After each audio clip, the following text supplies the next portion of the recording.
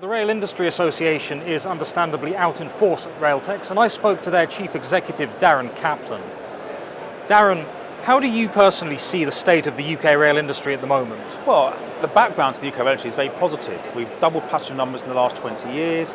We've had freight increasing by 80%. We've got a strong safety record. We've got a good basis for going forward in CP6 with £48 billion settlement. We've got major projects in the offing like Crossrail and HS2 to be done and completed. We've got Crossrail 2, Northern Powerhouse Rail, Trans-Pennine Route upgrade, East-West Rail, London Underground Deep Tube project. There's lots of positive stuff out there, and that's the background to where we're going. But we also are in a period of uncertainty that's going to affect us as a sector. And when I say uncertainty, what do I mean by that? Well, clearly at the start of a CP6 period, there's always issues and teething in problems with the new control period. We've got Network Rail's 100-day plan, and that means that there's going to be a devolvement in the structure of the rail industry. So whether that's the routes, the 13 routes, or the 5 regions, we have to adapt to that. There's the Williams Review, which is going to make a difference in the years to come.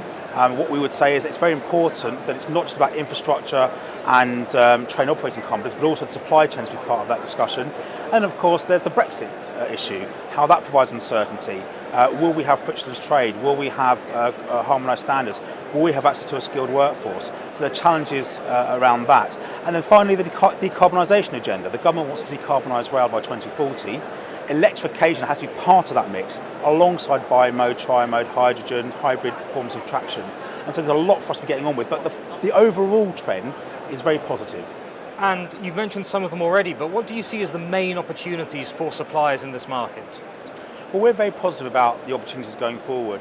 As I mentioned before, the financial settlement for CP6 was a very positive settlement, £48 billion for operations, maintenance and renewals, and suppliers around Railtex and suppliers in our membership will definitely benefit from work on that, and that includes SMEs as well. On major projects, there's some big schemes working on, so regardless of the media coverage, HS2 and Crossrail, there's work to be done on that. Crossrail 2, East-West Rail, Northern Powerhouse Rail, Trans-Pennine Route upgrade, the London Underground Deep Tube project. There's lots of schemes, to mention a few, for us to be getting our teeth into. There's the digital railways, and providing digital railway going forward, all the signalling around that, and that's a positive opportunity.